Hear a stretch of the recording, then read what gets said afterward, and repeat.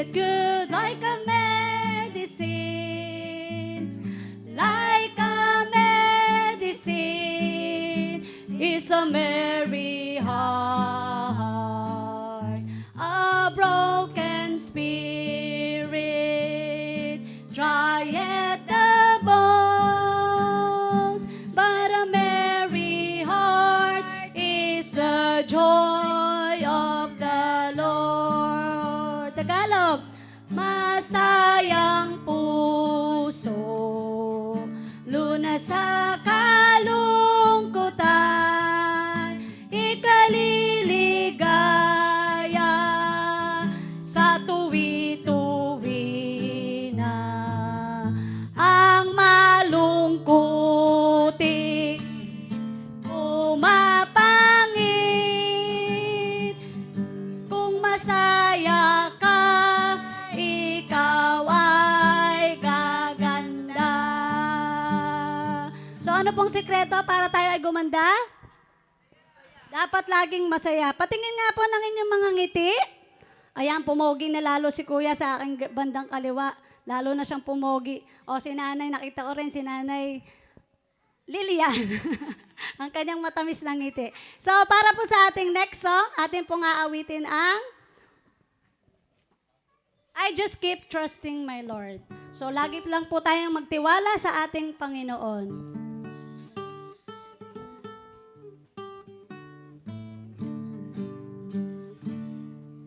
I just keep trusting my Lord as I walk alone.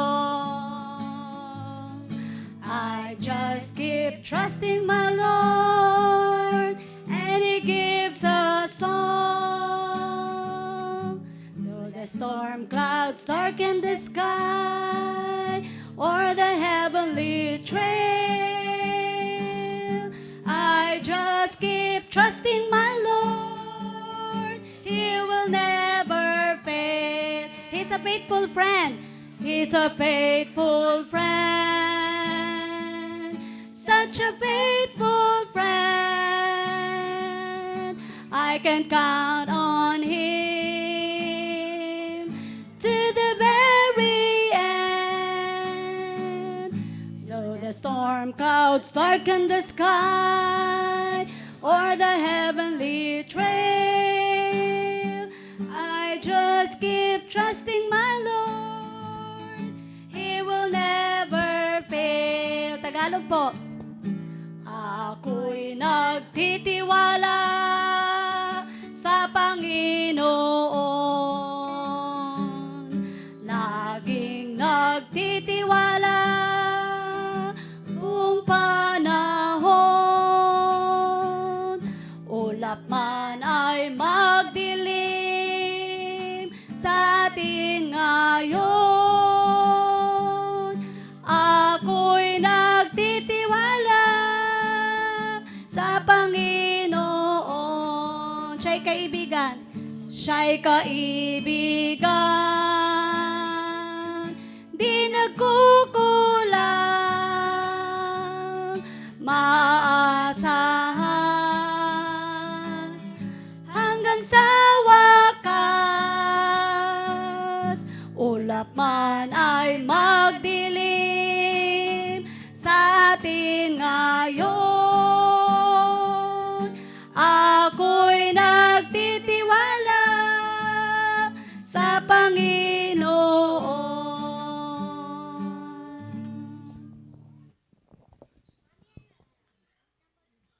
Tayo pong lahat ay tumayo para po sa ating theme song, Sa Kanya.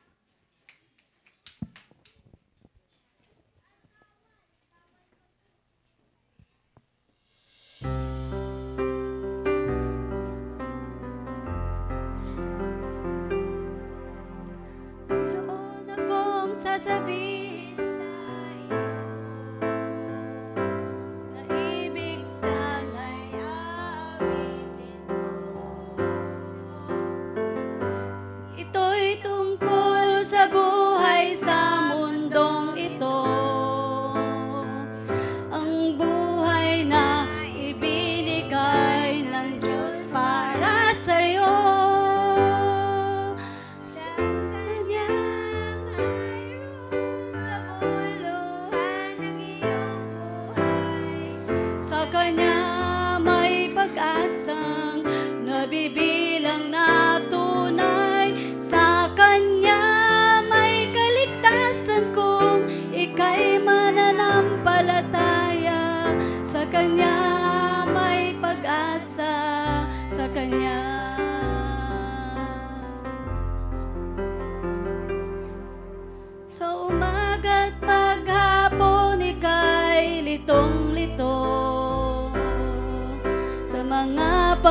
pangyayaring naririnig mo.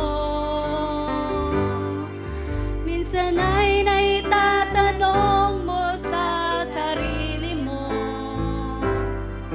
kung saan patungo ang buhay sa mundong ito. Sa Kanya mayroong kabuluhan ang iyong buhay.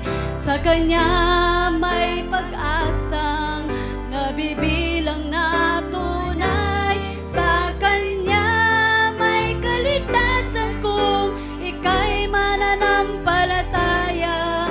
Sa Kanya may pag-asa. Sa Kanya. Sa Kanya mayroong kabuluhan ang iyong buhay. Sa Kanya may pag-asa nabibilang na tunay. Sa Kanya may kaligtasan kung ika'y mananampalataya.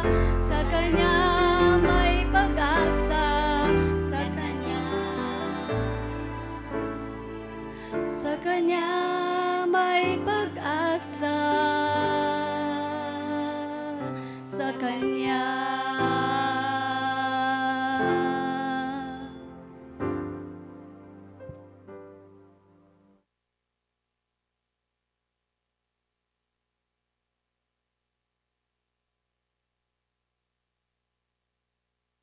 Tayo po ay manalangin. Dakila at mahabagin naming Diyos na ang tahanan po ay nasa mga langit. Aming pong ibinabalik ang papurit pasasalamat sa inyo sa gabing ito, sapagkat Panginoon, ang aming pong naranasan ang inyong pong mainit na pag-ibig sa amin. Panginoon, sa gabing ito, aming pong inilalapit sa inyo ang aming pong pag-iisip. Nawa ito po, Panginoon, ay kasihan ninyo ng banal na Espiritu. Nawa, Panginoon, ang lahat ng aming pong maririnig ay maitatak sa aming pong puso, sa aming pong isip at magamit namin sa aming pong kinabukasan. Gayon din naman, Panginoon, ay inilalapit namin sa inyo ang aming pong iba pa pong mga kapatid na kung saan, Panginoon, ay hindi pa po namin kapiling ngayon. Sila po, Panginoon, ay inyong pong pakaingatan na makarating ng ligtas at makasama namin. Gayon din naman, Panginoon, ay aming pong inilalapit sa inyo ang aming pong mga tagapagsalita. Sila po, Panginoon, ay itago ninyo sa inyo pong krus ng Kalbaryo. Nasa gayon, Panginoon, ay hindi makita ang kanila pong mga sarili, kundi, Panginoon, makita ang inyo pong anak na si Jesus. Panginoon, sa Kanya ay kami umaasa. Sa Kanya, Panginoon, ay may kaligtasan. At sa Kanya, Panginoon, kami nananampalataya. Ito lamang po aming dalangin, kalakip ng kapatawaran sa aming pong pagkukulang at pagkakasala. Sa matamis na pangalan ni Jesus.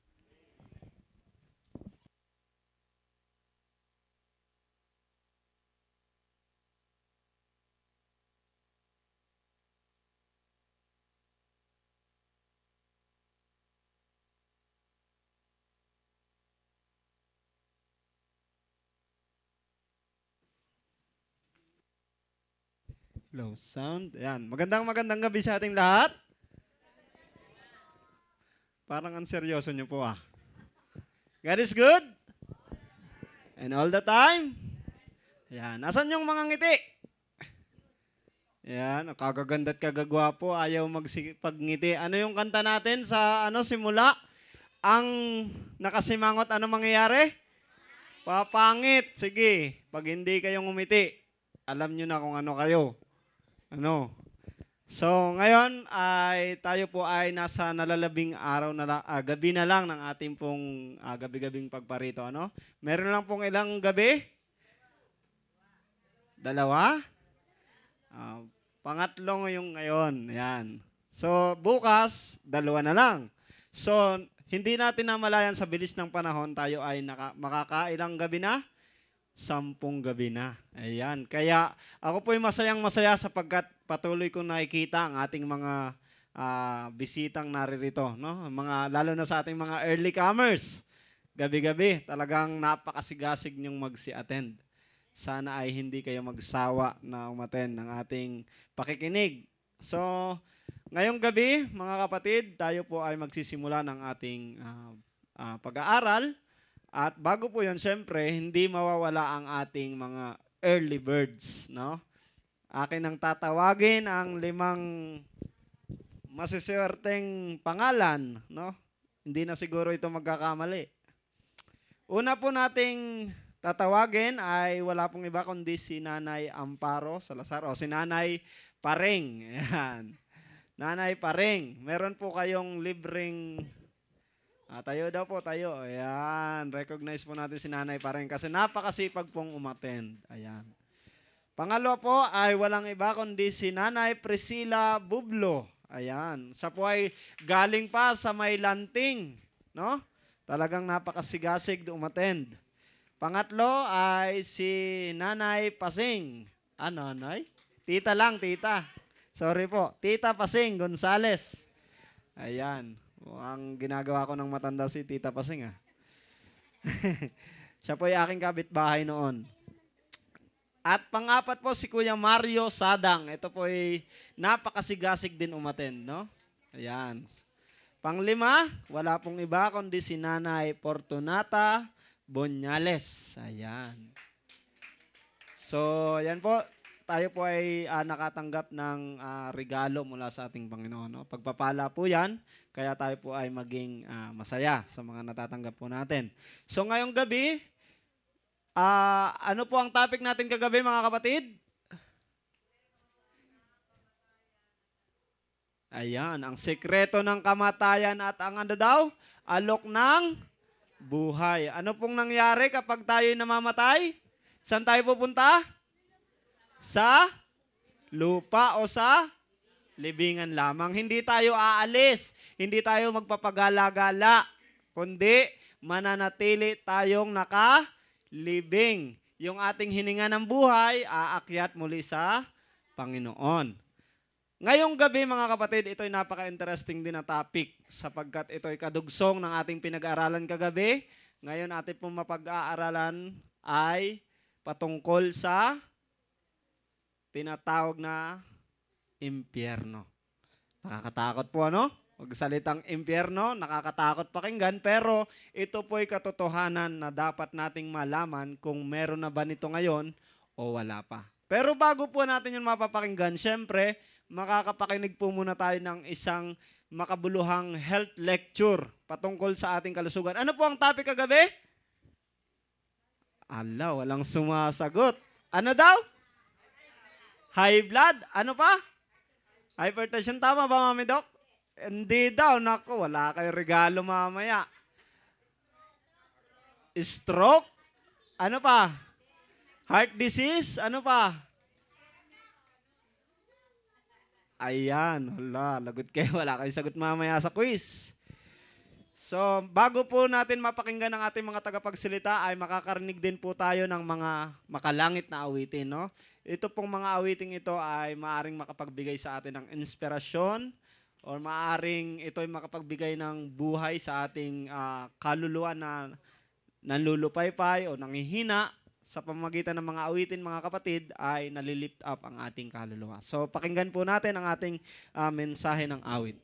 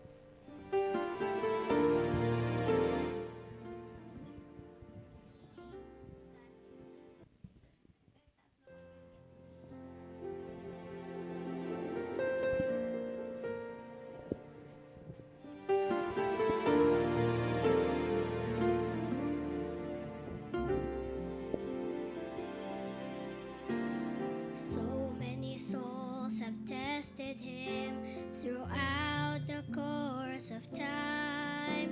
So many still reach out to him with broken heart and mind. And every one of them will say,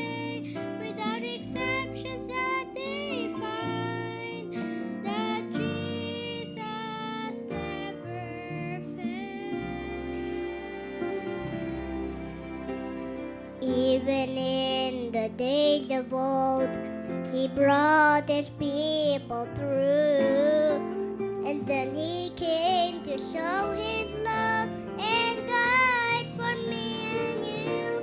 And then He rose again to prove every promise had been true. But Jesus never failed. Jesus never fails. Jesus never fails. You might as well get thee behind me, Satan. You cannot prevail because Jesus never fails.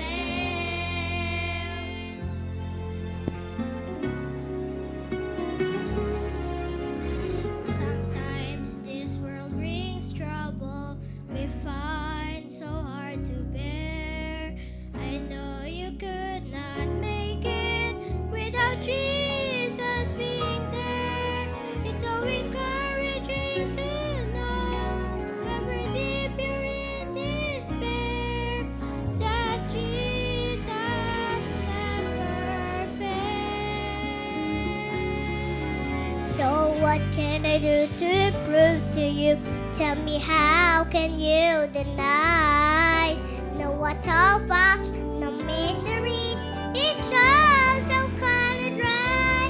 And on the winners land of your life, I'll be the first to testify.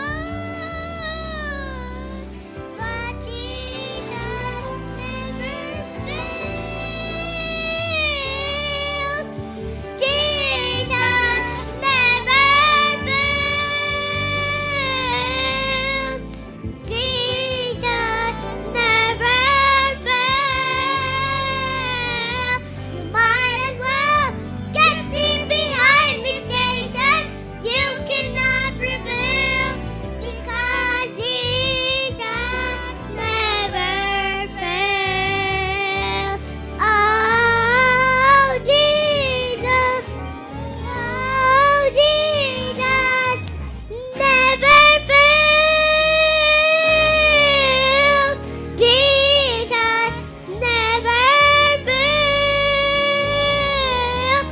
You might as well get thee behind me, Satan. You cannot prevail because Jesus never fails.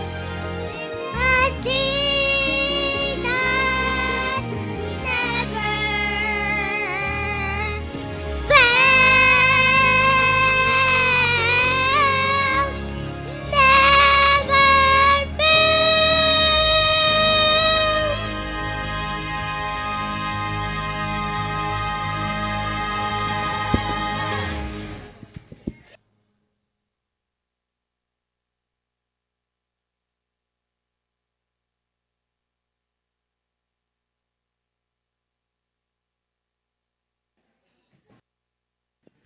Thank you mga apo ko sa ang magandang awit. So, ngayong gabi, meron ako nakitang new visitors tonight. Si Ma'am Lily at saka yung kanya sigurong co-teacher. Actually, nandun kami sa garden yung kanina. Gusto ko sanang bumili ng gulay. Kaso, parang wala ka. Anyway, welcome po. At ngayong gabi ay isa na lang. Dalawa na lang pala, no? Tonight, tomorrow night, and the next night. Wala po ako yung makikita dito. Sa ngayon, ito po muna kayo titingin sa akin. Pero bago po tayo magsisimula, magtatanong po muna ako. Meron daw po tayong 4 na regalo. So, nung mga nakaraang gabi, pinag-aralan natin yung stroke, yung hypertension, pero kagabi, iba yung pinag-aralan natin. Ano po yung title kagabi? Kahit isang salita lang. Taas ang kamay. Taas po ang kamay. Nakakalimutan nyo, ate, ano? Taas, ha? Ay, nung isang gabi po yun. Ikaw? Heart disease. O, sige, heart disease. So, as a whole yun, heart disease. Bigyan na regalo yun. Wala nga gusto sumagot eh. Alika. Ibigay ko to? Ito? Yan, bigay mo. Ngipin mo? 4 lang, 4. Okay. So, ang kasunod, pinag-aralan natin yung heart disease. At isa doon ay heart attack. Okay? So, pwede rin sinagot nyo heart attack kasi maraming klase po yung heart disease. Pwede yung may butas, pwede yung may... Marami-rami. Basta kagabi, ang pinag-aralan lang natin, yung maaring mangyari sa isa sa atin na very common. At yun ay heart attack. Okay. So, isa sa komplikasyon, pangalawang tanong, pag nagkaroon tayo ng heart attack, nagkaroon ng bara yung ating mga ugat, ano po ang isang komplikasyon ng heart attack? Di ba pinakita ko yung drawing dyan? Ano? Asymptomas yun. Ano ang komplikasyon? Pwede kang, di ba, heart attack ka ngayon. Pwede kang mamatay agad or pwede ka namang makaligtas. So parang stroke din. Na-stroke ka, pwede kang mamatay agad, pero pwede ka rin namang makarecover. Pero kunyari nakarecover ka na, isang komplikasyon na pinakita ko kagabi, may drawing pa nga, may mga sinulid eh. Ano ang isang komplikasyon ng heart attack na minsan yun na rin ang ating kinakasawi? Ha? Ha? Sasabihin ko na? Heart rupture. Di ba? Pumuputok yung lugar ng puso na hindi po nagbibigyan ng supply na dugo. O sige, kanina may sumasagot na, taas mo ang kamay ha, pag may nagsalita, hindi ko bibigyan ng regalo. Kailangan tataas kasi 3 na lang eh. 3 na lang, 4 yun, nabigay na doon sa batang sumagot. Magbigay ng isang simptomas ng heart attack. Simptomas, kanina sinasagot nyo.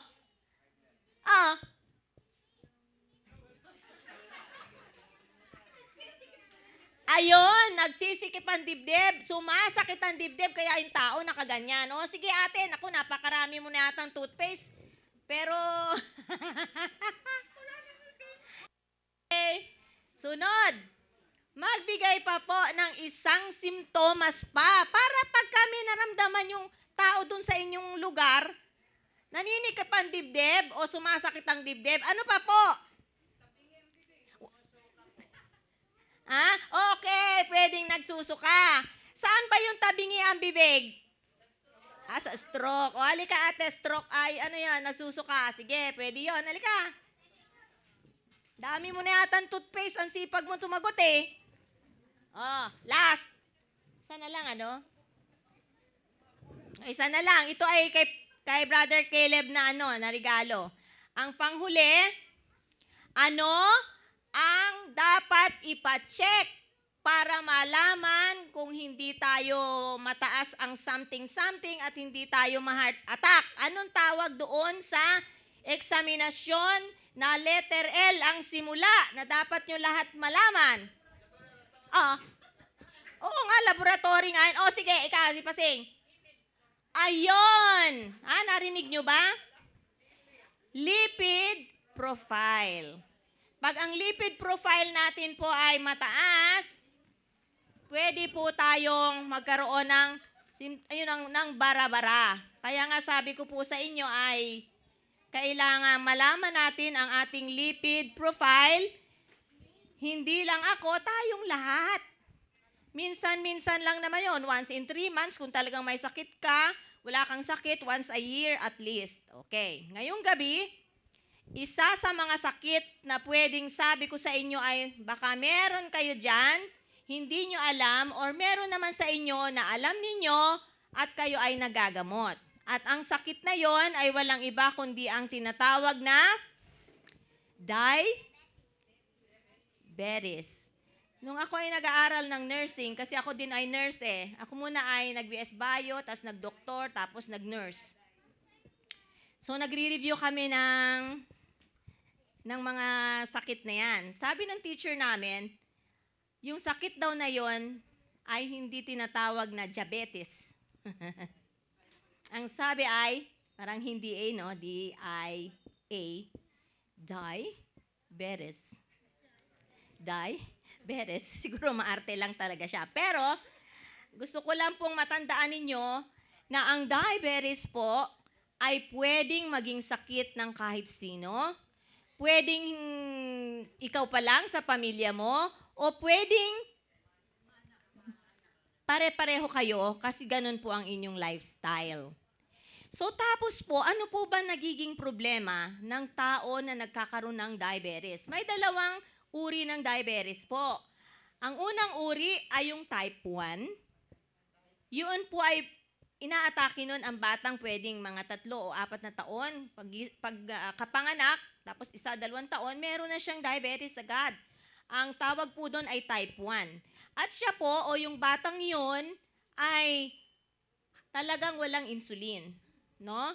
Ang insulin po ang siyang hormone na tumutulong para po natin magamit ang asukal sa ating katawan. Subalit, kung kunyari, minsan naman may mga 6 years old sila na da-diagnose, minsan mas bata pa.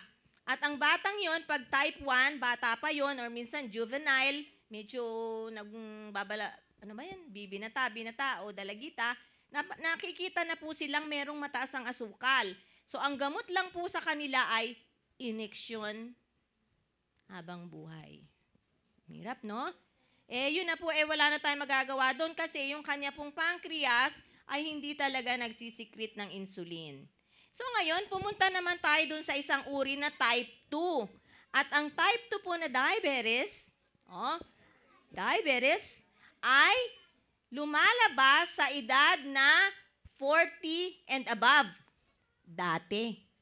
Pero ngayon, mas bata na ngayon ang tinatamaan ng diabetes. Kasi lifestyle ng tao ngayon ang talagang sanhi ng pagkakaroon po natin ng pagtaas ng asukal sa dugo. So, maaring kung ako'y may nanay na diabetic, so ang mama ko ay diabetic po siya, ako naman po ay malapit na ding mahinog. Borderline Kung tiningnan po sa blood sugar ko, sa aking HbA1c, pareho kami ni Pastor Lagarili. Naku, Daddy, borderline. Malapit na po kaming mahinog. So, yun po, pag 40 and above, kalimitan, at pag mas bata-bata, pwedeng 30 years old or younger pa, ay nagkakaroon na po ng diabetes. Hindi po maganda, di po ba? Dahil nawawala po nasisira po yung beta cells ng pancreas at yun po ang dapat nagsisikret ng insulin para magamit ang ating asukal sa dugo. So dahil wala pong insulin, ay kain ka naman ng kain ng maraming matatamis, ay nananatili pong mataas ang ating asukal. Wala na pong nagre-regulate at yun po ay nakakasira ng buong sistema natin. So, ang mangyayari, pag ang tao po ay umidad na, minsan nga sabi ko younger or older pa than 40 years old, dapat po talagang meron tayong check-up. Paano naman po natin malalaman? Ano pong paraan? O sige, wag muna yung laboratory. Punta muna tayo po sa mga sintomas. Baka kasi meron dito sa inyong isang ganyan Okay? Pakinggan ninyo. Nung magsisimula po, yung hindi pa nakakaalam na sila ay diabetic, ay sa gabi, lalo na, mapapansin na sila ay palaging ihi ng ihi.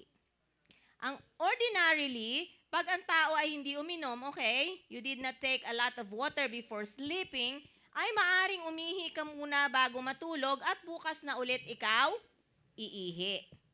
So kung gusto nyong malaman kung kayo po ba ay talagang ihi ng ihi, subukan muna ninyo kung talagang kayo'y palainom, wag muna kayong iinom. Subukan nyo lang.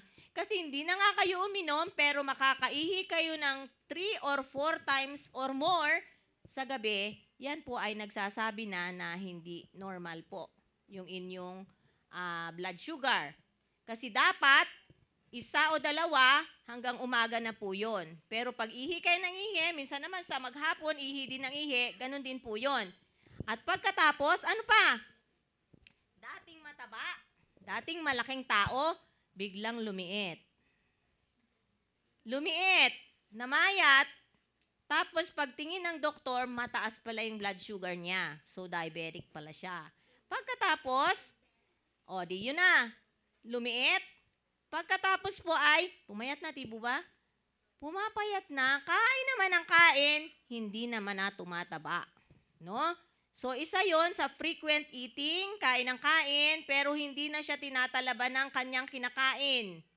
Tapos, uhaw na uhaw kahit umiinom na. Uminom na, parang hindi nasasapatan yung uhaw. So inom ng inom, pero sabi niya, kasi kaya naman ako ihi ng ihi dahil kasi inom ako ng inom. Kaya nga sabi ko po, subukan po ninyo na huwag kayong uminom at tingnan po ninyo kung talagang kayo'y uhaw na uhaw at kayo'y ihi ng ihi, hindi na nga kayo uminom, ihi pa kayo ng ihi, yun na po yun. Pero kaya nga inom ng inom ang tao ay dahil nga po nauuhaw, dahil ihi nga po siya ng ihi. At ang ihi niya po, tinanong ko nga yun dati, tinanong ko sa internet kasi alam ko wala naman tao ditong titikim kung ang ihi ba ay matamis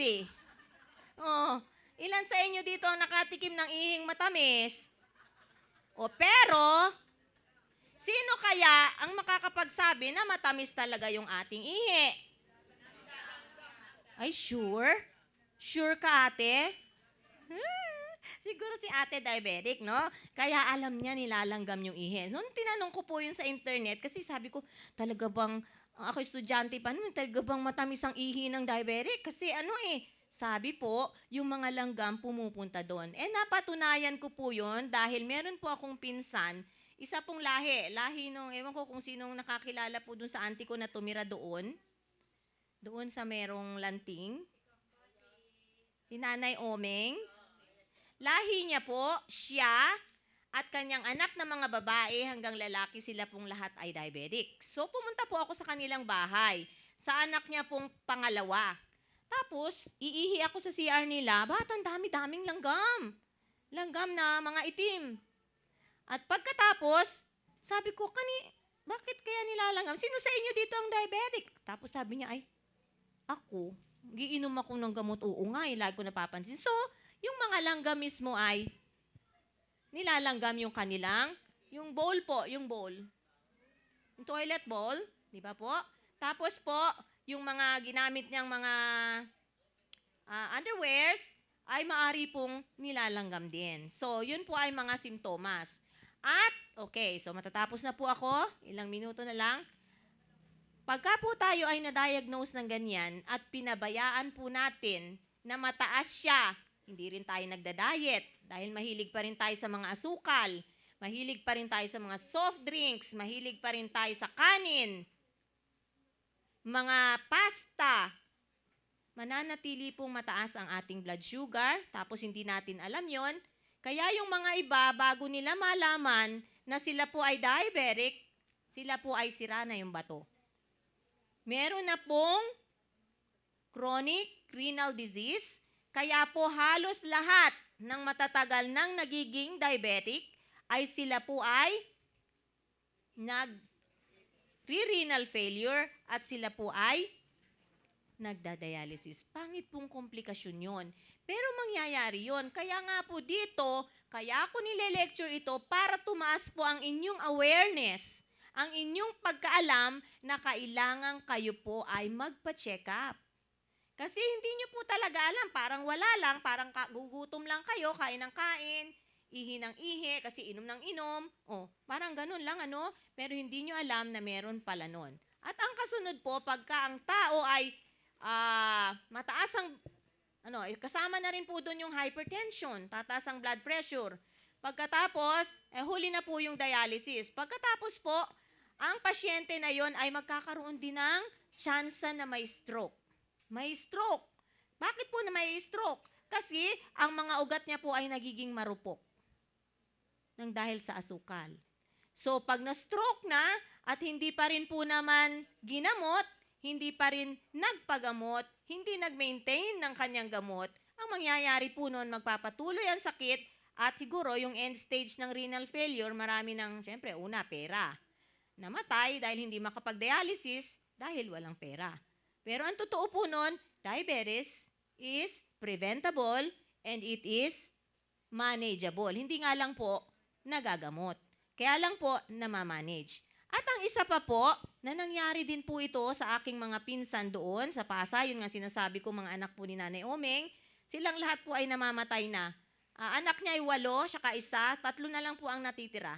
Namatay po ng lahat ng diabetes. Kasi wala po kami magawa kasi ay yung lifestyle nila po kakaiba sa lifestyle namin. At ang isa po na dangerous, kung mataas po ang inyong blood sugar, wag po kayong magpapa-pedicure. Dahil pag nagpa-pedicure po kayo, pwede pong ma-infection kung mataas po yung inyong sugar at pwede pong ma-infection at wag nang gumaling at ang gagawin ng doktor ay puputulin dito, puputulin dyan mga daliri ng paa or pa habang hanggang dito, parang yung lolo ni pastor hanggang dito na. So yun po ay hindi magandang tawag nito, complications. At ang sinasabi ko naman po ay minsan, alam na nilang diabetic sila, alam na nilang mataas. Sabi nila, yoko, masama kasi ang gamot. Ang gamot kasi ay may komplikasyon. Paano na ang gagawin natin? May komplikasyon yung gamot, ay may sakit ka, hindi pa sila iinom. Yung akin pong pinsan, so magandang pong mga stories ay yung malapit sa iyo. So sila nga po, isang araw, meron silang linoleum sa kanilang bahay. Nasa ano ba yun? Nasa lisod niya yung nakaangat na linoleum. Nagkaroon po ng sugat, yung isang kapatid ng aking pinsan, kapatid naman nung nilalanggam yung ihi, at 3 araw, hindi naman masakit, nakikita niya nagtutubig. Tapos, nilalagyan niya ng medyas, kasi po, nagtutubig. Nung ika-4 na araw, medyo umaamoy na yung paa niya. So sabi niya, naku, bakit umaamoy kaya yung paa ko? Tapos dinala nila sa doktor, pag sabi ng doktor, siguro napakataas ng sugar mo. Napakataas ng sugar niya, pag tingin ng doktor sa paa niya, itim na. So sabi ng doktor, sobrang taas ng sugar mo, hindi natin pwedeng putulin yung paa mo. Kasi bulok na. Alam niyo kung ano nangyari? Pinabababa pa lang yung blood sugar niya, nalaso na po siya ng mataas na asukal. So, yun po ay isang komplikasyon na dapat nating maiwasan, na pwedeng iwasan pagka po tayo ay aware sa ating sakit. Kaya nga po, sa gabi pong ito, ang aking ginagawang lecture ay awareness, kaalaman, para kayo po ay magpunta sa doktor at magpa-check up.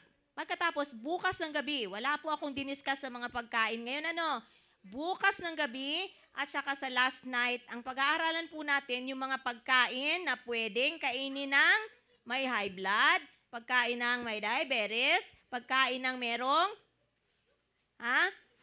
yung mga na-stroke, mga pasyenteng na-stroke na, at yung mga nagdaan ng heart attack. So sa gabing ito, maraming salamat po sa inyong pakikinig at naway sa tulong ng Panginoon, ang ating katawan ay mahalaga. We need to what? Alagaan natin yung ating mga puso sapagkat out of it are the issues of life. Nagkakaroon tayo ng buhay dahil sa ating mga puso. Maraming salamat po.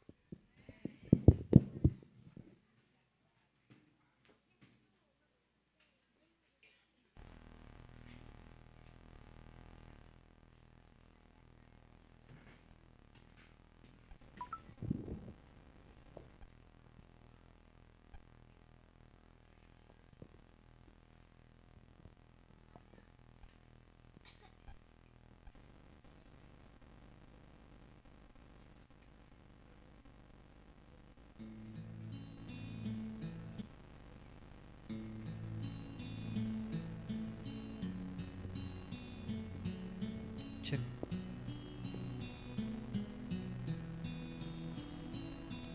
Ang buhay natin na tahak sa wari mo'y tama. Ngunit kung iyong susuriin, landas mo'y madilim. Liwanag ay lumalapit, ngunit di mo pansin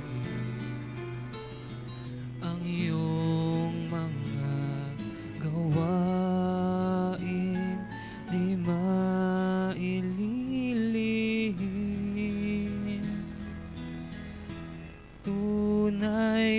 kabundukan at karagatan ay mapagkukublihan. Ngunit sa Diyos ay walang pook na di mahahayag. Ang buhay ba na nilalandas ay ligtas sa kamatayan.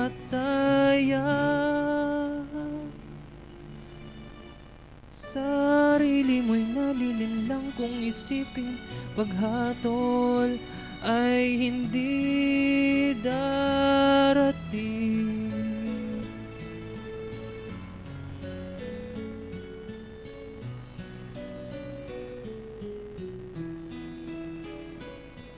Sinisikap mong masumpungan ang mga kasiyahan. Ngunit bakit kadalasan ika'y nagkukulang? May tinig na nagsasabing huwag magpatulog. Landas mo ay nalilihis, kaya nga't magbalik. Tunay kabundukan at karagatan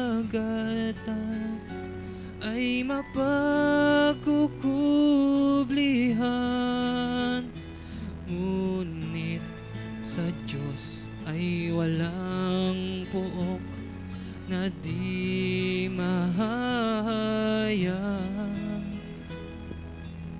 Buhay ba na nilalandas ay ligtas sa kamatayan. Sarili mo'y nalilinlang kung isiping paghatol ay di darating. Sa Diyos walang lihim.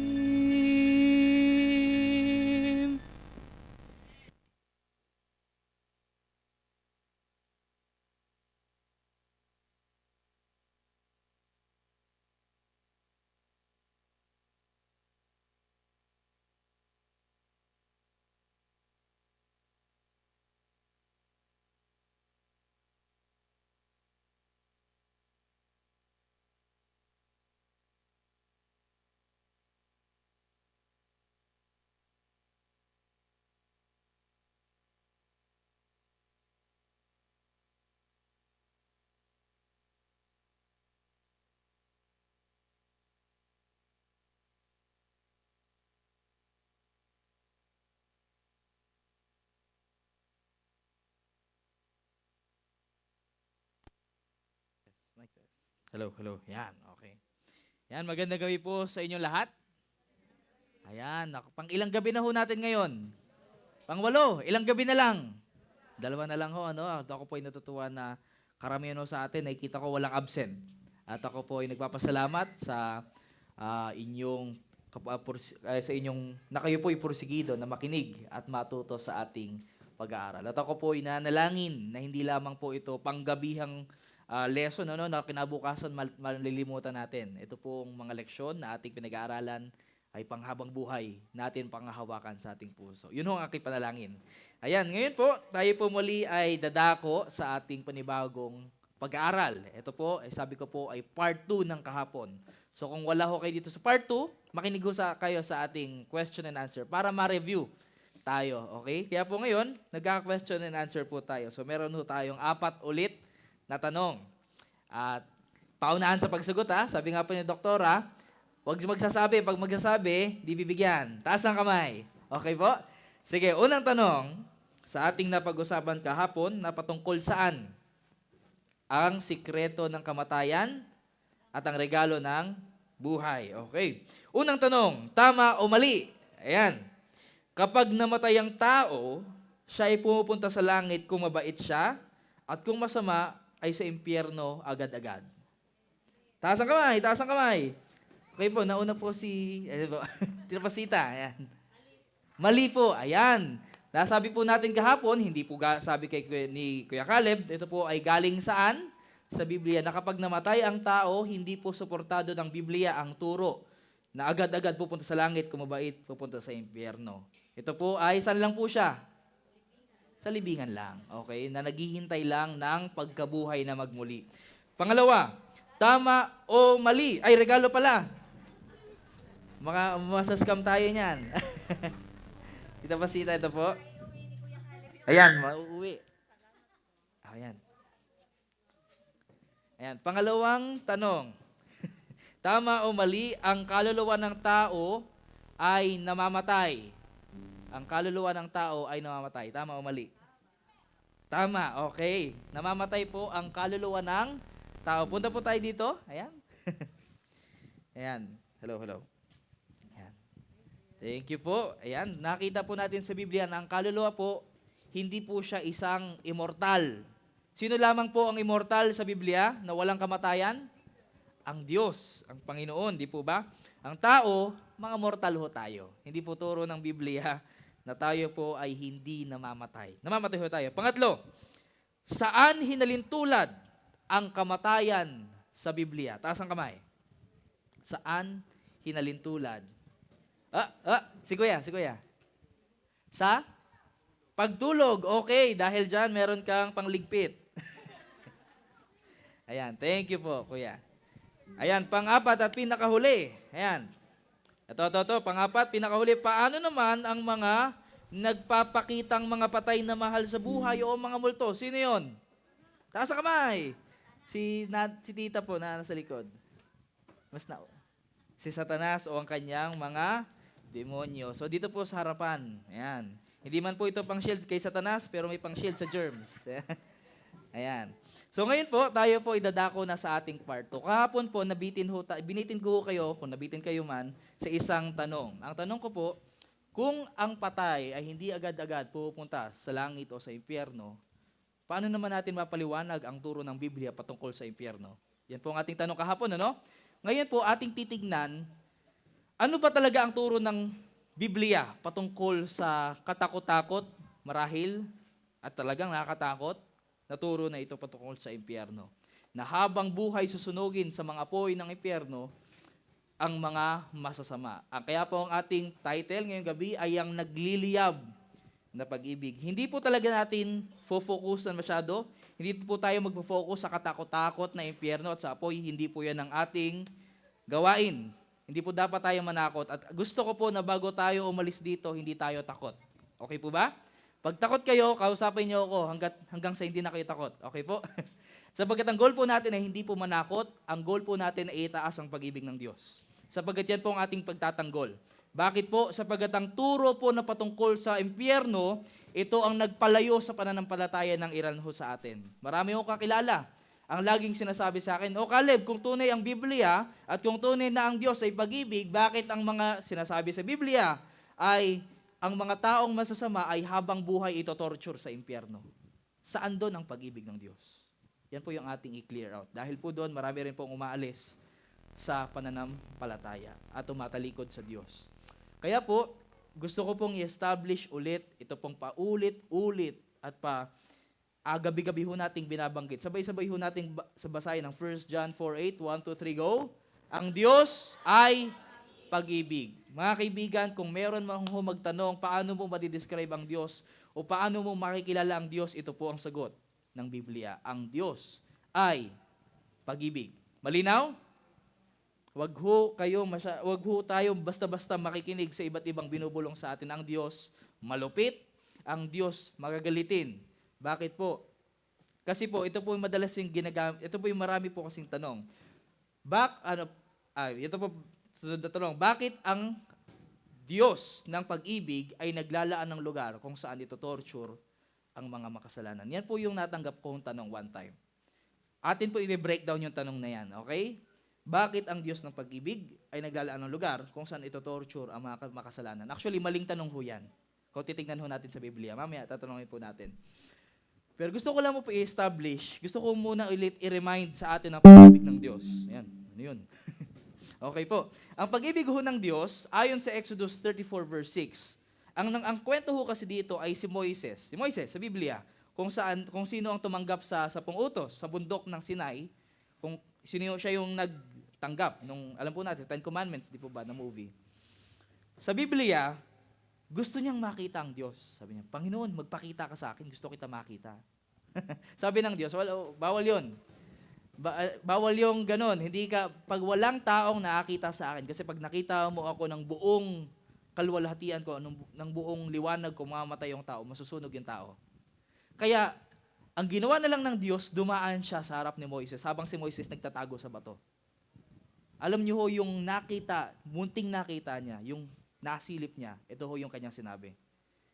Paano niya dinescribe ng kanyang nakita? Ito yung kanyang nasabi sa Biblia. Exodus 34 verse 6, ang Panginoong Diyos na puspos ng kahabagan at mapagkaloob, banayad sa paggagalit at sagana sa kaawaan at katotohanan, na gumagamit ng kaawaan sa libo-libo, na nagpapatawad ng kasamaan at ng pagsalangsang o kasalanan at ng kasalanan, at ang ano pang paraan ay hindi aariing walang sala ang salarin, na dinadalaw ang kasamaan ng mga ama sa mga anak at sa mga anak sa mga anak hanggang sa 3 at 4 na salin lahi. Bago po natin ito pag-aralan, gusto ko lamang po muna manalangin ho tayo upang mas maintindihan. Malalim mo ang ating pag-uusapan ngayong gabi, pero sana po hilingin po natin ang banal na Espiritu na hiyaan ituro sa ating puso ngayong gabi ang ating pag-aaralan. Panginoon na Diyos na banayad sa pagkagalit, maawain at dakila kung magmahal. Kami po'y lumalapit sa inyo, gustong matuto sa inyong pag-ibig. Panginoon, may isang subject na ito po'y patungkol sa impyerno na aming pag-aaralan. Nawa po, alisin niyo po ang takot sa aming puso. Alisin niyo po ang pagkalito sa ilan po sa aming isipan. At nawa po ang pag-ibig ni Kristo ang maitaas para sa amin. Sa pangalan ni Jesus. Amen. Ngayong gabi po, gusto ko po i-establish sa inyo na ang ating Diyos ay hindi po siya mabilis magalit. Siya ay maawain, siya ay banayad sa paggagalit, sagana at sa kaawaan at sa katotohanan. Ito po ang ugali ng Panginoon. Amen? Ito po ang kaugalian ng Panginoon. At kaya po, alam niyo po, dito sa verse na ito, sinabi dito ang mabuting ginagawa ng Panginoon kung gaano siya kamaawain sa mga makasalanan. Pero, balance din siya. Galit din siya sa kasalanan. Sabi niya, hindi inaaring walang sala ang salarin.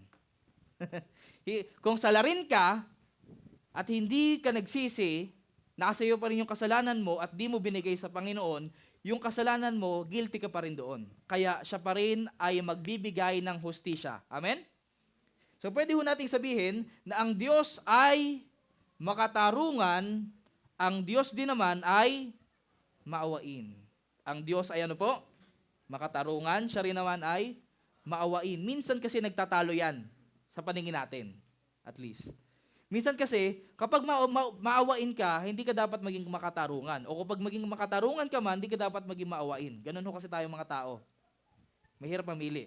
Pero ang Diyos pareho po yan. Hindi po nagbabanggaan ito. Malinaw po? Ang pag-ibig ng Diyos, siya po yung nagmamahal sa atin. Pero kapag nagkasala ang isang tao, galit siya sa kasalanan. Pwede po nating sabihin, mas ibabaw po natin ito. Sa ganitong ideya, dito po natin makikita na ang Diyos, sabay-sabay ho natin basahin, 1, 2, 3, go. Ang Diyos ay galit sa kasalanan, ngunit mahal niya ang makasalanan. Mas luminaw na po ba ang pagkakasundo ng pag-ibig o awa at hustisya o katarungan? Bakit po? Mahal niya tayo kahit tayo po'y makasalanan. Amen? Pero hindi ibig sabihin nun, gusto niya ng ginagawa natin. Gusto niya yung kasalanan natin. Malinaw po ba? Bakit po? Kasi po, parang ganito lang po yan. Si Brother Caleb mahilig sa aso at mahal po niya yung mga aso. Kaya po yung aso ho dito na pag-alagala dito, lagi ko ho yung nilalapitan. Mahal ko po yung, may aso din po ako sa bahay. Pag pupunta kayo sa bahay, meron po dun, ang pangalan niya po, si Spotty. Siya po ay, mahal na mahal ko po yung aso ngayon. At mahilig po ako sa aso. Kaya po, nitong nakaraang mga araw, alam niyo, nakita niyo yung balita, meron pong aso ang pinatay. Parang sinako pa nga at muntik, sabi daw ay tangkang lulutuin. Dahil daw po, quote and quote, nangagat. Pero hindi po makatarungan ang ginawa doon sa aso, di po ba? Kaya po, ang naramdaman ni Brother Caleb, ako'y nagalit. Galit na galit ho ako doon. At sabi ko, nasan to kaya? Ano kayang justisya dito ang gagawin ng gobyerno? Bakit to? Kasi dahil mahal ko yung itong aso, mga aso, galit ako sa animal abuse. Di po ba? Kung mahilig ka sa bata at mahal mo yung mga chikiting, galit ka dapat sa child abuse at child molestation. Tama o tama? Ganun dapat.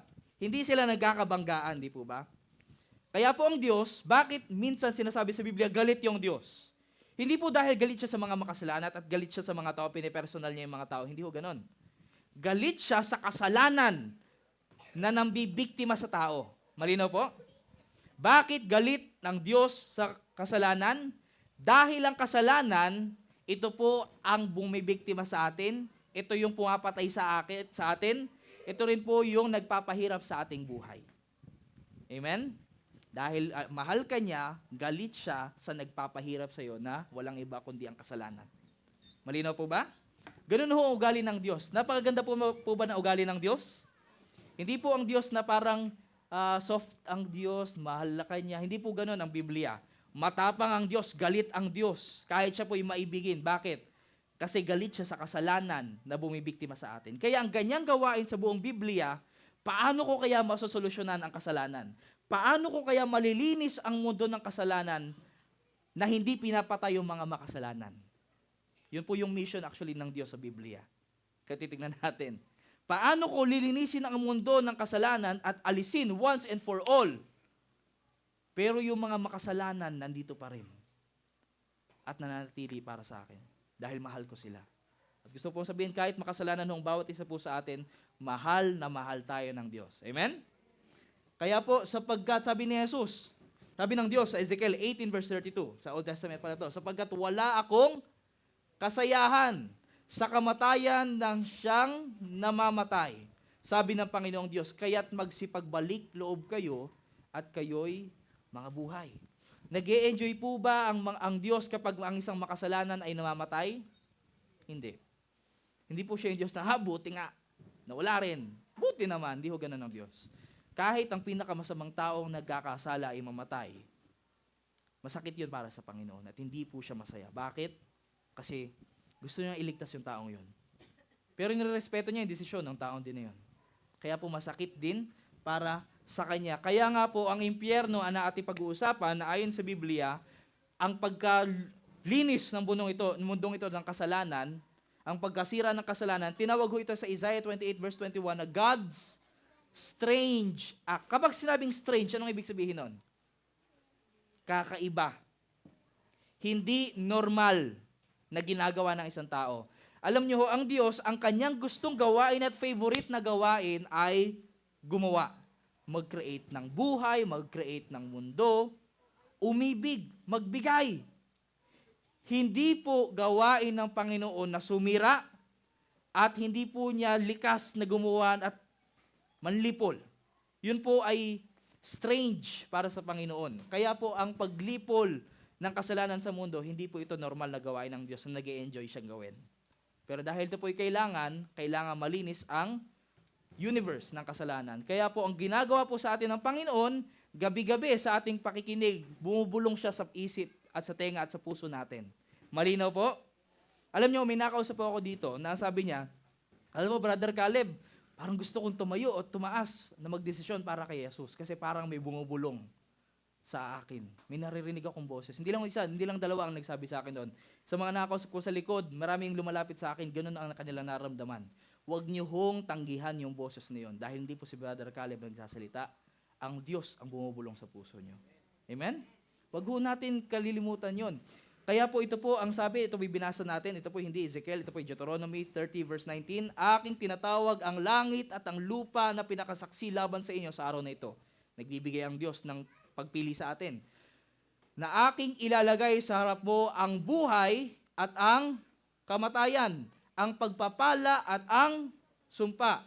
Kaya't piliin mo ang buhay upang ika'y mabuhay, ikaw at ang iyong binhi. Ang ibig sabihin ho dito sa verse na ito, sabi ng Panginoon, no, sige, ikaw may kalayaan ka mamili. Buhay, kamatayan, ano pa? Pagpapala o sumpa. Dalawa lang pwede mo pagpilian. Pero please, sabi ng Panginoon, piliin mo yung buhay. Hindi kanya iiwan sa iyong choice kasi alam niya ang choice mo talaga sa kamatayan. Kaya ang ginagawa niya, nagbibigay siya ng appeal, nagbibigay siya ng pantawag sa atin para sabihin, piliin mo please yung buhay, please. Piliin mo yung buhay dahil mahal na mahal kita. Amen? Ganun po ang Diyos. At kaya po parang ganito, sabi ko ho kagabi, mga nakaraang gabi na parang ganito ang ginagawa sa atin ng Diyos. Tayo po, ay, chillax lang, okay lang to. Hindi natin alam, nasusunog na yung bahay natin. Pero yung Diyos, parang banal na Espiritu, ang sinasabi, tara na, sumama ka na sa akin. Bakit? Kasi, ito na ang katapusan. Pag di ka sumama sa akin, maaaring hindi na ikaw makadecide next time.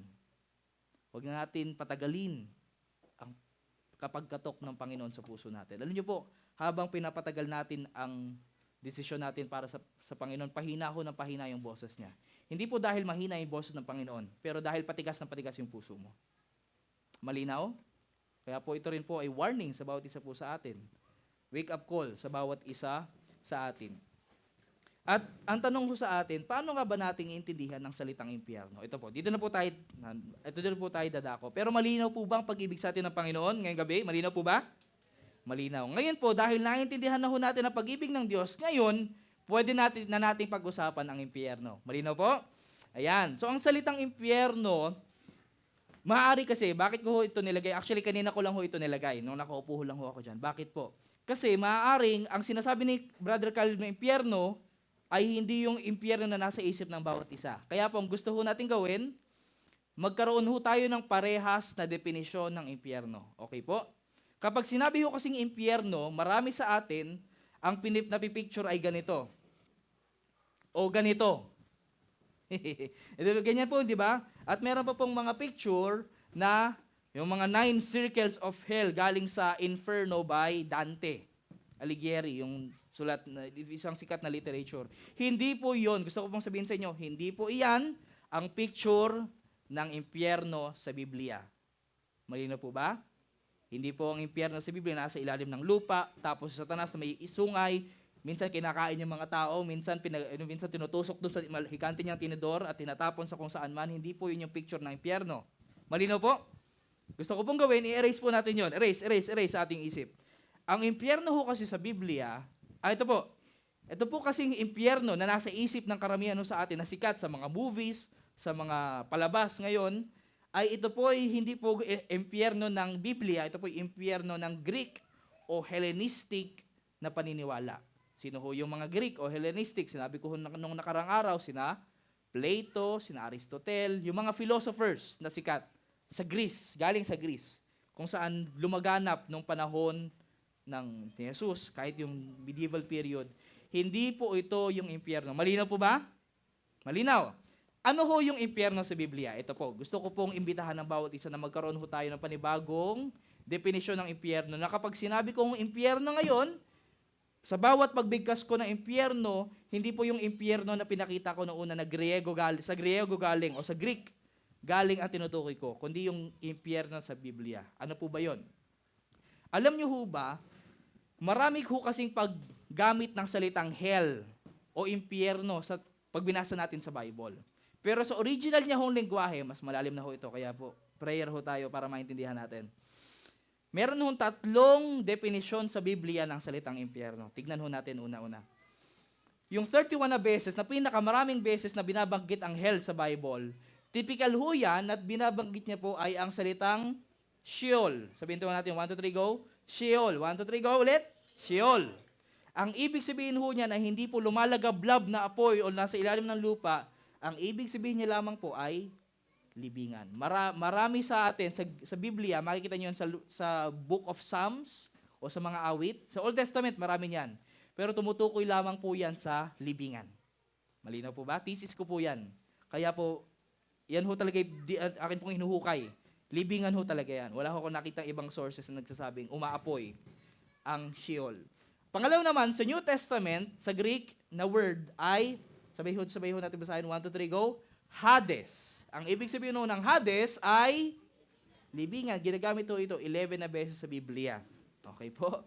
Ayan. Actually, meron pa isa, Tartaros. Pero ito rin po yung libingan din. Yung pinakahuli po, ito po yung ating tinutukoy na impyerno. Ito po yung tinutukoy ni Brother Caleb na impyerno sa Biblia. Ang impyerno sa Biblia, na tunay niya talagang translation, ay tinatawag nating Gehenna. Ito po yung tinatawag na lugar ng pagkasira. Hindi po habang buhay na apoy, ito po yung lugar ng pagkasira. Kasi po, kapag sinabi ho kasing Gehenna, dito po galing yon. Ang Gehenna po kasi ay isa po yung lambak. Lambak ho ba ang Tagalog ng valley? Tama po ba ako mga teachers? Lambak ho ano? Ang lambak ho ito sa labas ng Jerusalem kung saan, dito po yung kanilang Smoky Mountain. Kung saan tinatapon yung basura at nagliliyab ho ito. Matagal ho siyang nagliliyab. Bakit? Kasi araw-araw may mga tinatapong basura.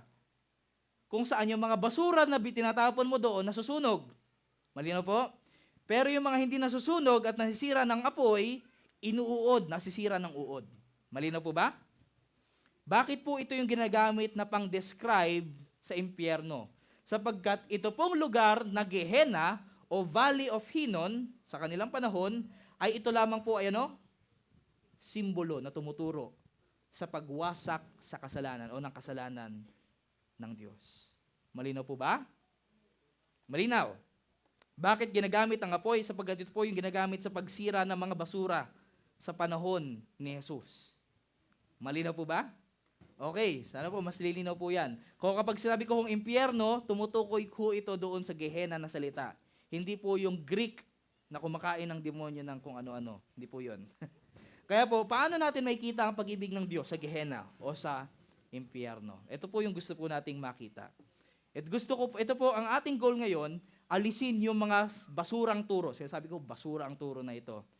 Na minsan, pinaniniwalaan ng karamihan sa atin, pero ito po hindi turo ng Biblia, nang galing ho ito sa Greek, sa Hellenism na tinatawag, at akin po pinakita sa inyo na hindi po turo ng Biblia.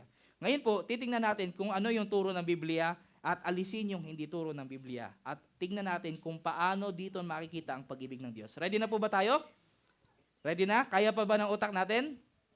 Okay. Kung hindi po, slow it down. Pwede nyo pong panoorin ang video na ito. Punta lang po kayo sa Puting Kahoy Adventist Church. May na doon po ang video na ina-upload ng ating mga kaibigan para kung gusto nyo i-review. Ayan, simula po tayo. Unang rason, paano natin makikita ang pag-ibig ng Diyos sa impyerno? Ayon sa Biblia, walang sinusunog sa impyerno ngayon. Unang rason, walang sinusunog sa impyerno ngayon. Paano natin mapapatunayan yan, Brother Caleb? Unang dahilan, bakit walang mga taong sinusunog sa impyerno ngayon?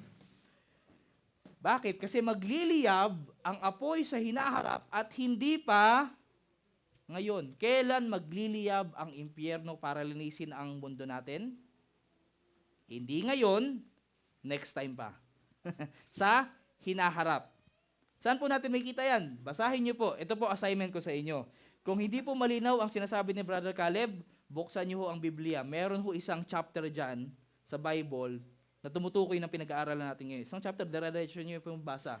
Revelation 20. Yan ho yung nasa pinakadulo ng inyong Bible. Revelation 20, nagsasabi dyan na dun pa lang sa hinaharap, susunugin ang buong mundo. Malinaw po? At sa ayon po, 2 Peter 2:4 at 3:7. Sabi po sa Revelation 20, ang mangyayari po dyan, bakit po hinaharap? Kailan ba yon mangyayari?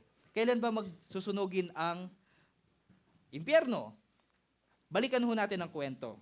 Last time kahapon po, nagtapos ho tayo sa pamuling pagbabalik ni Jesus. Review ho natin. Pag bumalik si Jesus, ano mangyayari sa mga patay na tumanggap sa Kanya? Bubuhayin ulit, Pagkabuhay ito yung unang resurrection na tinatawag. Unang pagkabuhay na magmuli. Pagkatapos buhay na muli ang mga namatay kay Kristo at yung mga buhay na kay Kristo, aagawin sila, dadalhin sa langit. Ayon ho yan sa Revelation 20. At yan po yung tinatawag na nagkakaroon ng reunion. Kaya po, sabi po ni Jesus, ito po yung basis natin kahapon, ang mga nagsigawa ng mabuti ay sa pagkabuhay na magmuli sa buhay. At ang mga nagsigawa ng masama ay sa pagkabuhay na magmuli sa paghatol. Merong ilan? 2 uri ng pagkabuhay. Yung mabuti sa pagkabuhay, yung pangalawa sa paghatol. At ayon po dito sa binanggit natin kagabi, ito po yung tinatawag nating unang pagkabuhay ng mga patay. Ito ang unang pagkabuhay sa mga patay. Pero ito yung sabi sa Revelation 20. Pakinggan ho natin. Sabay-sabay ho natin basahin. 1, 2, 3, go.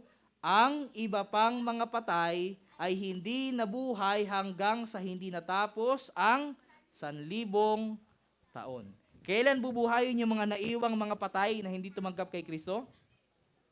Pagkatapos ng 1,000 taon. Nasaan yung mga nabuhay? Nandun sa langit. So habang nasa langit yung mga naligtas, yung mga patay, patay pa rin. Kailan sila maghihintay? Gaano ka? 1,000 taon. So ganito po ang para mas maintindihan natin. Pag dumating si Jesus, bubuhay niya muli ang mga mabubuti, yung mga matuwid na tumanggap kay Kristo. Yan, second coming. Pagkatapos ng 1,000 taon, saka bubuhayin ang mga patay na hindi nabuhay nung una. Ito po yung tinatawag nating pangalawang pagkabuhay. Malinaw? Kaya pang nguyain sa ating utak? Okay, medyo malalim Kaya akin po pinapabagal din. Ito po yung sabi. Bakit natin makikita na ito po isa hinaharap pa? Pansinin niyo po. Dumating na po ba si Jesus? Hindi pa po So wala pa pong impyerno. 1,000 years pagkatapos dumating si Jesus, saka magkakaroon ng impyerno. Ito po ang sabi ni Pedro. Sabay-sabay ho nating basahin sa 2 Peter 3 verse 7, 1, 2, 3, go. Sa pamamagitan din ng kanyang salita, itinakdang tupukin ng Diyos sa apoy ang kasalukuyang langit at lupa sa araw ng paghuhukom at paglipol sa masasama. Ano po ang sabi dito? Ito po sabi dito sa yellow na to. Itinakda. Kapag sinabing tinakda, ngayon ba yon o pinaplano pa lang? Pinaplano pa lang, itinakda. Kapag sinabing tinakda, okay, markahan natin ang ating kalendaryo sa ganito. Itatakda ko na mangyayari ito. Ibig sabihin, mangyayari pa lang ang paglipol, ang pagkasutupok sa kasalukuyang langit at lupa sa araw ng paghuhukom at paglipol sa masasama. Malinaw po? Ngayon po ba may impyerno? Wala po. Yan po ang makikita natin sa Biblia. Dahil ito ang impyerno, ang apoy na gagaling sa Panginoon para malinis ng mundo, ay hindi pa po ito dumarating. Pangalawa, mag-aapoy ang impyerno sa ibabaw ng lupa, hindi sa ilalim. Meron ho ako nakikita sa Facebook, may mga nag-share na ating mga tito. Ang kanilang sinasabi ay meron daw pong natagpuan na parang volcano sa Russia, kung saan nakikita daw nila yung mga iyak ng mga tao nasa impyerno. Actually, fake po yun. Huwag po kayo maniniwala na nakikita nyo sa Facebook, ha? Yun po ay fabricated story lamang po at walang katotohanan po yun. Ito po ay Christian propaganda ng ilan pong mga kaibigan natin sa Amerika. Pero wala pong katotohanan yung kwento na yon. So, saan ibubulid ang apoy? Sa ibabaw ng lupa, hindi sa ilalim. Sa Revelation 20 rin po, makikita yan. Paano po mangyayari yon? Ang mangyayari ko kasi sa Revelation 20, assignment, basahin niyo po para wag niyo lang kayo basta-basta maniniwala sa akin. Ang mangyayari po, pagkatapos ng 1,000 taon, nasan ho yung mga mabubuti? Nasa langit. Ang gagawin ho ng Panginoon, titipunin niya ang buong sangkalangitan, yung mga anghel, yung bagong Jerusalem, yung mga mansyon para sa iyo at para sa akin, ibababa niya yun sa lupa. Ang ganda ho, Kita niyo, bababa ng Panginoon sa lupa. Para yung bagong langit, itong mundo natin. Pero meron pang problema. Merong mga patay na at meron pang nandito pa yung kasalanan. Nandito pa sina Satanas noong panahon yon. Kaya ang gagawin niya, pagkababa ng bagong Jerusalem, bubuhayin niya yung mga napatay. Ito yung pagkatapos ng 1,000 taon. Nakasunod po ba tayo? Sa pagkatapos doon, bubuksan niya yung mga record sa langit. Paano ho yun? So kunwari ho, si Brother Caleb, hindi sabihin natin hindi nakasama sa unang pagkabuhay ni Jesus. Dahil po pasaway pala. Ang nangyari, pagkabuhay ko dyan, nakikita ko yung bagong Jerusalem, nakikita ko yung pinakamaraming mga masasamang mga tao sa mundo, kasama ako doon, Wag naman ho sana. No? Ang makikita ko doon ay papakita ng Diyos, kumbaga sa akin, kung bakit kailangan ko makatanggap ng ganitong parusa, ng ganitong kahinatnan. Bakit? Hindi po dahil tinapon ako ng Diyos doon, hindi po. Pero dahil nirespeto niya yung decision ko. Sabi doon sa Biblia, sa Revelation 20, basahin nyo sa inyong bahay, nabubuksan ang record ng mga tao doon at pinapakita doon kung bakit hindi sila nakasulat doon sa aklat ng buhay. Yun pala, kumakatok pala ang Panginoon sa puso natin. Pero sabi, hindi, kaya ko na to, Lord. Hindi ko kailangan ng tulong mo. Kumakatok siya sa atin, bumubulong sa iyong banal na espiritu. Hindi mo alam, pwede ka mamatay anytime. Tanggapin mo na si Jesus na landas ng buhay. Hindi, kaya ko na to, Lord. Chill lang ako. Namatay ka. Ganyan po ipapakita sa atin. Kaya po yung mga tao doon, luluhod. At sasabihin, Panginoon, kaya ako nasa impyerno, hindi dahil sa inyo. Hindi dahil tinapon mo ako dito, pero dahil pinili ko dito. Nirerespeto mo lang ang desisyon ko. Malinaw po ba? Yun po ang mangyayari.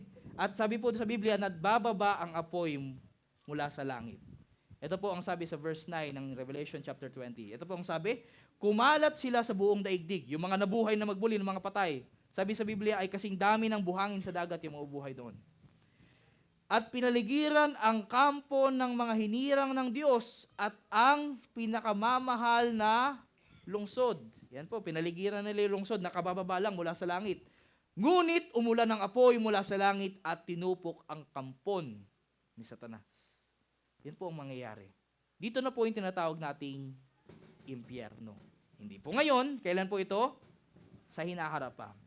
1,000 taon pagkatapos dumating ni Jesus. Kaya po, hindi po, sabi po dito, sa buong daigdig sila tumayo, bumaba ang langit upang tupukin sila. Ibig sabihin, ang masusunog ho dyan ay buong daigdig. Buong sanlibutan po yung ibubulid sa apoy. Kaya po babalikan ko ho yung sinabi dito, na tutupukin ng Diyos ang apoy, ang kasalukuyang langit at lupa. Ano po yung ibubulid sa apoy?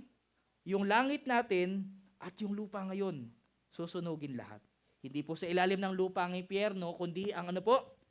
Sa ibabaw ng lupa. Ang buong mundo ho ang susunugin dito. Bakit kailangan sunugin ang buong mundo? Kasi pag natupok, ito po, pag natupok ang mundo at naging abo, gagawa ng Panginoon ng panibago. Paano mo nasabi yan? Saan yung basis mo, Brother Caleb, ng sinasabi na gagawa ang Panginoon ng panibagong mundo? Basahin niyo po ang Revelation 20, pati yung kasunod niyan na Revelation 21. Sabi doon, at gagawa ang Panginoon ng panibagong langit at panibagong lupa. Kasi ang lahat ay naparam na o nawala na. Nasunog na ng apoy. Wala na. Move on na tayo sa panibagong creation. Malinaw po ba? Gagawa ang Panginoon panibagong lupa. So, pangatlo, katawan ang sinusunog sa impyerno. Bakit po walang sinusunog sa impyerno ngayon? Kasi ang susunugin ho sa apoy ng impyerno, hindi po ang kaluluwa. Malinaw ho yan kahapon, ano? May kaluluwa po ba tayo o tayo yung kaluluwa? Tayo ang kaluluwa. Wala ho tayong lumalabas na parang Casper na pag-alagala. Walang ganon. Kundi katawan ang sinusunog sa impyerno. Sabi po sa Mateo 5:30, kung ang inyong kanang kamay naman ay naging sanhi ng inyong pagkakasala, putulin mo ito at itapon. Hindi po ito literal na sinasabi ni Jesus. Kumbaga, kapag tumitingin ka, mabuti nang magdusa ka ngayon kaysa magdusa ka sa impyerno. Mabuti pang mawalan ka ng isang bahagi na iyong katawan kaysa ang buo mong katawan ang itapon sa impyerno. Ang tinatapon sa impyerno? Katawan. Tanong, kung ang mga kaibigan natin na nagsasabi na merong impyerno ngayon, at sabihin natin, sino kayong magandang example? Sabihin natin si Hitler na lang, para safe. Si Hitler, na agreeably, na pinakamasamang taong nabuhay sa mundong ito, ayon sa social media at karamihan sa history books, sabihin natin, nasa impyerno ngayon. At nasusunog daw. Hukayin nga natin yung libingan ni Hitler. Pag nandun yung katawan, nasusunog ba siya sa impyerno? Hindi. Kasi ang sinusunog sa impyerno ho ay katawan. Hindi po ang kaluluwa. Tayo ho yung kaluluwa. Kaya po, wala hong sinasabi ganyan sa Biblia. So, malinaw po ba? Walang sinusunog sa impyerno ngayon? Malinaw po ba? So, kung may tanong po kayo, pwede niyo po ako lapitan mamaya. Pangalawa, walang susunuging pang habang buhay. Bakit to? Ito po, tunay nga po talaga na sinasabi sa Biblia na ang mga susunugin sa apoy, meron pong mga sinasabi doon na susunugin sila habang buhay. Ganun ang sinasabi. Pero, nakadepende pa rin po ito. Ito po ay figure of speech ang tinatawag natin dito sa English. Kung meron po tayong mga teachers dito, marami tayong teachers dito, galing sa Patingkahoy Elementary School. Meron tayong tinatawag na figures of speech, o figure of speech natin tinatawag, na hindi po literal na pagkakasulat. Ito po ay, kumbaga, art of poetry na tinatawag. At paano po natin makikita na hindi po habang buhay ang pagkasunog ng tao dito? Sabi po sa John 3:16, basahin ho natin ulit ito. 1, 2, 3, go. For God so loved the world that He gave His only begotten Son, that whosoever believeth in Him should not perish, but have everlasting life. Tanong ko ho ito kagabi, sino lamang ang may buhay na walang hanggan? Na, sabi ho dito, yung mga tatanggap kay Kristo, kay Jesus, dahil po siya yung walang buhay na walang hanggan. Pero tayo rin natatanggap sa Kanya, mababahagian ng everlasting life o walang hanggang buhay. Tanong, ang mga nasa impyerno po ba tumanggap kay Jesus? Hindi ho, no? Bakit natin sasabihin na habang buhay sila susunugin, ibig sabihin meron silang everlasting life doon? Malinaw ho ang logic ba? Di po ba? Ang mga nagsasabing habang buhay susunugin ang mga taong nasa impyerno, ibig sabihin, may everlasting life sila, hindi namamatay eh. Tama po, do? Pero sabi sa Biblia, yung mga naniniwala at nananampalataya kay Kristo magkakaroon ng buhay na walang hanggan. Sino yung hindi? Yung hindi tatanggap. Sa kaya po sabi dito, that whosoever believeth in Him should not, anong ibig sabihin ng perish sa Tagalog? Mamatay, mawala, mawasak. Itong ibig sabihin ng perish. Ganun ho ang ating kalalagyan. Bakit po? Gusto ko pong bigyan ho ng ilustrasyon ito. Isipin natin na tayo pong lahat, ganito po kasi ang kwento ng kaligtasan natin. Tayo pong lahat ay parang nasa isang ilog na malaki ang agos, na malakas ang agos. Sabihin ho natin, Barkaleb, ang bilis, matangay, lahat po tayo natatangay. Ang Diyos, para maligtas ang tao na tinatakay ng baha, papunta sa impyerno, baha, papunta sa kamatayan, sa walang hanggang kamatayan na habang buhay na ho tayo mamatay, wala na hong pagkabuhay na magmuli, ang Diyos sa kanyang kabutihan, pinadala niya ang isang salbabida. At ano yung salbabida na yun? Sino sumisimbolo? Kay Jesus. Ang mga taong kakapit sa salbabida, may tsansang mabuhay. Malinaw po? Malinaw po bang illustration? Ang mga taong nagsabi, okay lang ako Lord, chill lang ako dito, bye-bye. Nandun, naanod. Ganun ho ang sitwasyon natin. Tayo pong lahat, kung hindi dahil kay Kristo, lahat po tayo dapat papunta sa impyerno kung saan lilinisin ng Diyos ang kasalanan. Malinaw po ba?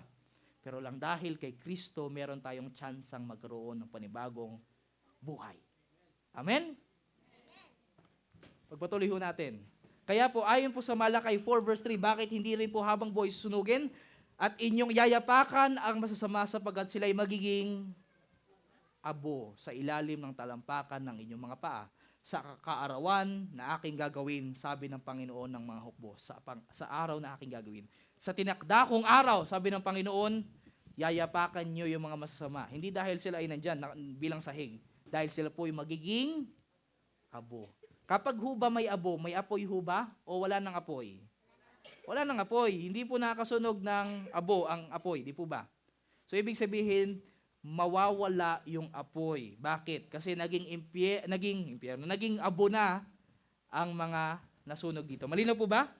At paano naman yung salitang forever o habang buhay? Ito po kasi yon. Nakadepende ho ang pagkagamit, function ng salitang habang buhay, depende kung sino ang tinutukoy. Ito po, sabihin ko po sa inyo, bibigyan ko isang example. Kung sa Diyos ang tinutukoy na ang Diyos maghahari habang buhay, posible ho ba yun? Bakit? Kasi immortal ang Diyos, tama? Paano? Thank you. Paano naman kung sa ating mga taong mortal at namamatay, sinabing mabubuhay siya habang buhay, posible ba yun? Kung wala si Kristo? Hindi. Bakit? Namamatay tayo, hindi habang buhay. Kaya po ganito ang pagkasabi. For example, May isang nanay na nanalangin sa isang anak sa Bible. Ang pangalan niya po ay si Hana o si Ana sa Tagalog. Wala siyang anak. Pero sabi niya, Panginoon, bigyan mo lang ako ng anak. Magsisilbi siya sa templo habang buhay. Ito po ay may kita sa unang Samuel 1 verse 22. Ito po ang panalangin ni Ana. Ngunit si Ana ay hindi naglakbay sapagkat sinabi niya sa kanyang asawa, sa sandaling ang batay maihiwalay sa pagsuso ay dadalhin ko siya upang siya'y humarap sa Panginoon at manatili roon sa templo. Magpakailanman. Sabi ni Ana, itong magiging anak ko, siya ay mananatili sa templo habang buhay, magpakailanman. Tanong, pag pumunta ka ba sa Jerusalem, makikita mo tong batang ito na si Samuel? Tanong, makikita pag pumunta ka ba sa Jerusalem ngayon, nandun pa si Samuel? Wala na, bakit? Deads na, bakit? Kasi sila po ay mortal. Hindi po siya habang buhay nabubuhay. Di po ba? Isa pa po, merong isang, ito po, maganda ho kasi yung kwento nito eh. Meron pong isang mayamang tao, ang pangalan niya po si Philemon. Anong pangalan? Si Philemon, di ba? May kanta ho tayo niya, no? Ito ho galing yan. Si Philemon, siya po yung mayamang Kristiyano. Pero isa sa kanyang mga katulong, tumakas. At maaring nagnakaw pa. At nung nagnakaw yung kanyang alipin, nakilala niya si Pablo, San Pablo, si Apostol Pablo. Kaya itong si Apostol Pablo, kakilala niya si Philemon. Ang pangalan kasi nung tumakas na kanyang katulong o alipin ay si Onesimus, yung sikat na brand. No? Ito ho galing yon. Sabi niya, magsusulat ako ng letter para bumalik ko doon sa dati mong master. At doon kayo magkakaroon ng pagbabati. At ako mismo magsusulat. Ito po yung sulat niya. Sabi niya, marahil ito ang dahilan kung bakit nahiwalay siya sa inyo ng ilang panahon, si Onesimus. Dahil tumakas ka.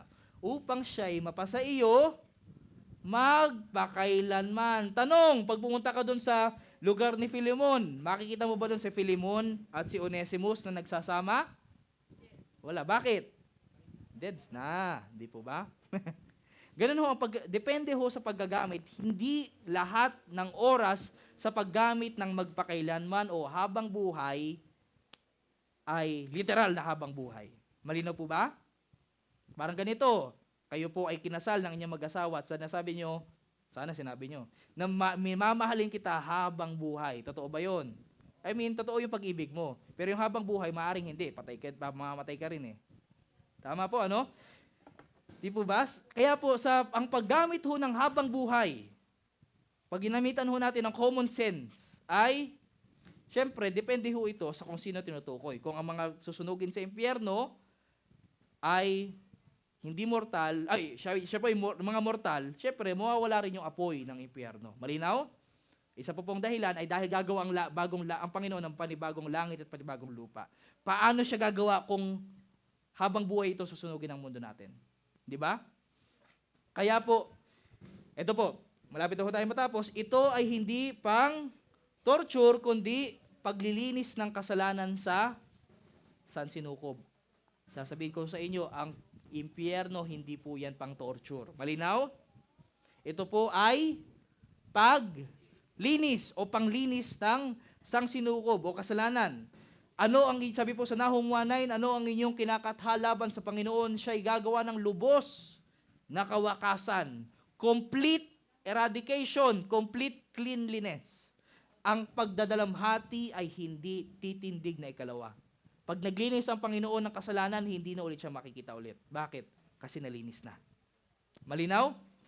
Kaya po, pinakahuling punto, second to the last, hindi para sa iyo ang impyerno, kundi para kay Satanas at sa kanyang mga anghel. Ang impyerno, kaya ho yan ginawa ay hindi para sa tao. Nung una. Ito po'y ginawa para kay Satanas at sa kanyang mga anghel. Kaya po, hindi po si Satanas yung nangangasiwa sa impyerno. Oy, nasunog mo na ba yun? Sige, kabilang side naman. Lechonin natin yan.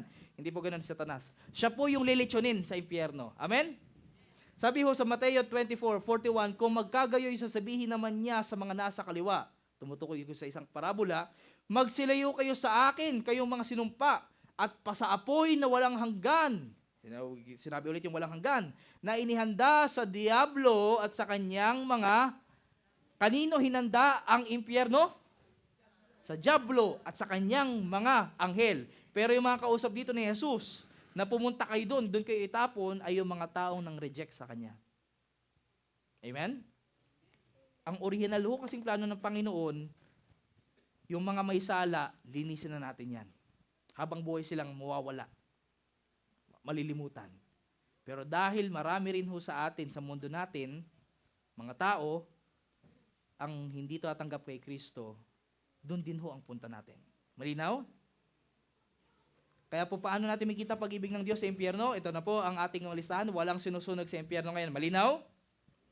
Pangalawa, walang susunuging panghabang buhay. Pangatlo, ito ay hindi pang torture kundi panglinis ng kasalanan sa sinukob.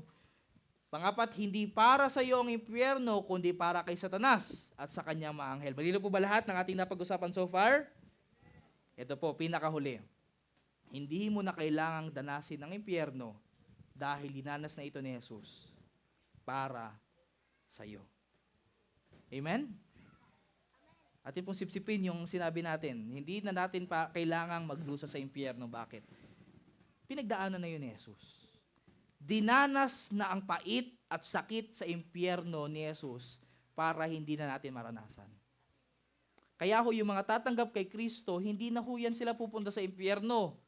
Hindi na doon po yung punta nila. Sa langit na. Bakit? Kasi ho, tinanggap na nila ang sakripisyo ni Kristo, ni Jesus. Ito po ang sabi. Kaya po, alam niyo ho ba, paano po ba dinaan ni Jesus? Pumunta po ba siya sa impyerno? Wala lang ang impyerno. Paano ho ba niya naranasan yon? Kasi ho, ito po yung sinasabi. Ano po yung pinakamasakit na parte sa impyerno? Ang pinakamasakit na parte ay hindi po yung apoy. Siguro masakit yon, pero alam niyo po yung mas masakit, habang buhay ka mahihiwalay sa Diyos. Yun po yung sakit ng impyerno. Yun po yung pinaka hindi mo magugustuhan pag ikaw ay isa sa mga mapapalayo sa Diyos. Bakit? Kasi ang Diyos ang source ng pag-ibig, source ng buhay, source ng kaginhawaan, at pag lumayo ka sa source, patay ka. Habang buhay pa. Kaya po, alam niyo po, ito po yung dinanas ni Jesus. Sa Garden of Gethsemane, kung napanood niyo ang Passion of the Christ, ito yung opening scene. Nananalangin siya sa isang hardin bago siya arestuhin. At alam niya na dadanasin niya ang sakit na buhatin habang niya binubuhat ang kasalanan ng buong mundo. Ito yung panalangin niya. Nanalangin siya, hindi pala ito yung panalangin niya, pero ito yung nararamdaman niya. So, sobrang bigat, alam niyo, pinuntahan niya yung kanyang mga alagad, yung pinaka-close. Ilan ho yung alagad ni Jesus? 12, 12. Pero doon sa 12 na yun, meron siyang 3 close. Sino yun? Pedro, Juan, Santiago. Sabi niya, sige, kaya ako kayo tinawag dito para palakasin yung loob ko. Nakita niya, natutulog. Sabi niya, pwede ba kayo magpuyat kahit ngayong gabi lang? Tulungan niyo lang ako. Sobrang bigat kasi hindi ko to kaya mag-isa. Yun yung nararamdaman niya. Sabi niya dito, nang magkagayo, sinabi niya sa kanila, sa 3 yon, namamanglaw na lubha ang kaluluwa ko hanggang sa kamatayan. Ano yung namamanglaw sa kanya? Yung katawan niya ba? Kundi yung kaluluwa niya, yung buong pagkatao. Sabi ko, yung kaluluwa sa Biblia, yung buong pagkatao niya. Namamanglaw yung buong pagkatao ko. At sabi sa Biblia, yung susunugin sa impyerno, yung katawan at ang kaluluwa. Hindi yung kaluluwa na sa loob natin, pero yung buong pagkatao natin. Malinaw? So yung buong pagkatao ni Jesus, dumaranas ng sakit at pasakit nung gabing yon.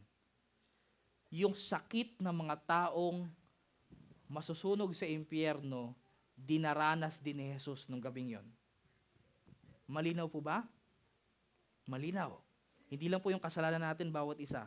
Pero yung penalty, ibig sabihin yung parusa sa ating kasalanan, yun yung dinanas ni Jesus. Ano yung parusa sa ating kasalanan? Sabi sa Romans 6:23, ang kabayaran ng kasalanan ay, yun yung ang kamatayan na tinutukoy doon, na hindi yung kamatayan na patay ka na. Hindi po ganun. Yung kamatayan na tinutukoy dito ay yung kamatayan sa impyerno na habang buhay.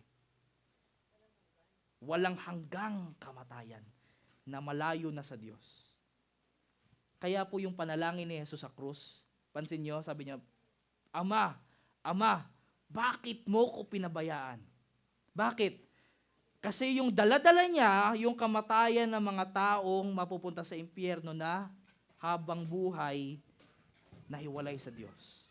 Kaya yung pakiramdam niya, yung pakiramdam niya, malayo ang Diyos. Dahil yung sakit sa impyerno, yun yung maramdaman niya. Malinaw po ba? Yun yung dinala niya sa krus. At sinasabi ko sa inyo, gabi-gabi, na hindi po kailangan gawin ito ni Jesus. Pero willingly siyang dumaan dito sa pasakit na ito para hindi na natin ito maranasan. Amen? Kaya po, sabay-sabay ho nating basahin ang ating huling linya ngayong gabi. 1, 2, 3, go! Mas nanaisin ni Jesus maranasan ang impyerno para sa iyo kaysa sa mamuhay sa paraiso na wala ka. Iniwan niyo yung langit para danasin ang impyerno, para tayong mga papunta sa impyerno ay makapunta sa langit. Malinaw po ba? Huwag ho nating kalilimutan yan. Ang panalangin ko ngayong gabi mga kaibigan, wala ho sana sa ating matatakot sa impyerno. Bakit? Na kay Kristo na kasi tayo. Wala na ho dapat tayong katakot, pupunta ba ako sa impyerno o hindi? Hindi. Kung na kay Kristo ka. At yun po yung gusto kong pag-isipan sa atin. Alisin ho natin ang isip sa apoy, sa impyerno, sa parusa, hindi po yun ang ating topic ngayong gabi. Ang topic ho natin ngayon ay kung na si Kristo ba ay pinapasok mo na sa puso mo o hindi. Sabi ko kanina, siya po yung salbabida na binigay ng Ama para sa atin. Na tayo pong mga taong papunta na sa kamatayan, sa tiyak na habang buhay na kamatayan ay magkaroon ng panibagong buhay. Ang tanong, kumapit na ba tayo doon sa salbabida ng Diyos? Pinapasok na ba natin siya sa ating puso? Pangalawang tanong, kung tinanggap na natin si Jesus, willing ba nating ipagsigawan sa buong mundo na siya ang ating Diyos o ikakahiya din natin siya? Buong buhay kumakatok ang Diyos sa puso ng ilan ho sa atin dito. At maaaring ngayong gabi nyo lang masasagot. Hindi natin alam ang kinabukasan, kung magkakasama pa tayo kinabukasan, kung buhay pa kayo kinabukasan, kung buhay pa ako kinabukasan. Pero ngayon, sabi sa Biblia, ngayon ang araw ng kaligtasan mo. Atin pa po ba itong patatagalin? Hahayaan pa po ba natin ang Panginoon na kumatok ng kumatok ng kumatok? Hahayaan ba natin na si Jesus na nagdusa na para sa iyo ay magmakaawa pa para sa buhay mo? Huwag natin hintayin yun mga kaibigan. Kaya habang ang ating pong kaibigan dito ay magbibigay ng handog ng awit, ating pong pagnilayan muli ang ating desisyon kay Kristo.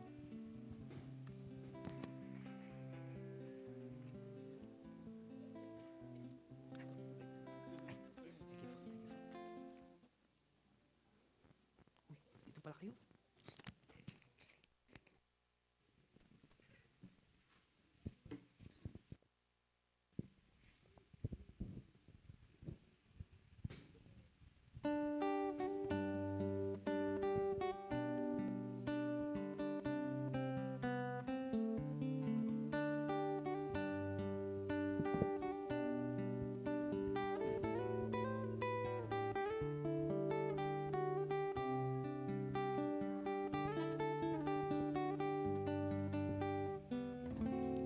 Liwanag mo ang aking tanglaw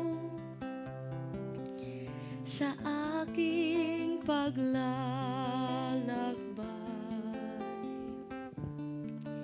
Kamay mo'y laging nakaagapay sa araw-araw ng aking buhay. Panginoon, yakapin mo nang wag nang malayo. Panginoon, yakapin mo upang sa langit magtungo. Panginoon, yakapin mo nang wag nang malayo. Panginoon, yakapin mo ako.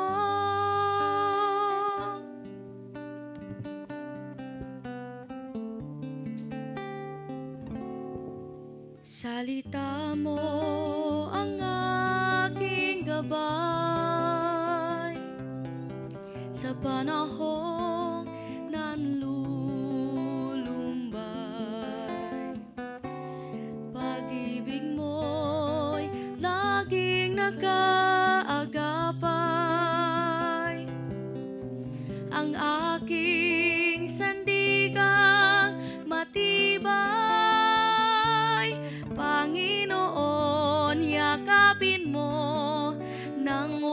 ng malayo.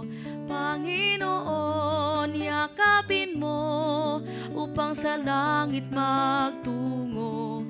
Panginoon, yakapin mo nang wag nang malayo. Panginoon, yakapin mo ako.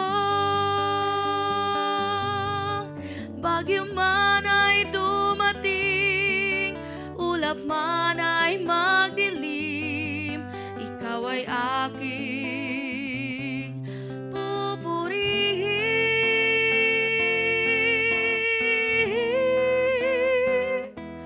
Panginoon, yakapin mo nang wag nang malayo. Panginoon, yakapin mo upang sa langit magtungo. Panginoon, yakapin mo nang wag nang malayo. Panginoon, yakapin mo ako.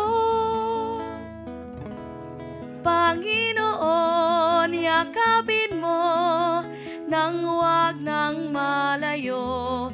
Panginoon, yakapin mo upang sa langit magtungo. Panginoon, yakapin mo nang wag nang malayo. Panginoon, yakapin mo ako. Panginoon, yakapin mo. Panginoon, yakapin mo ako.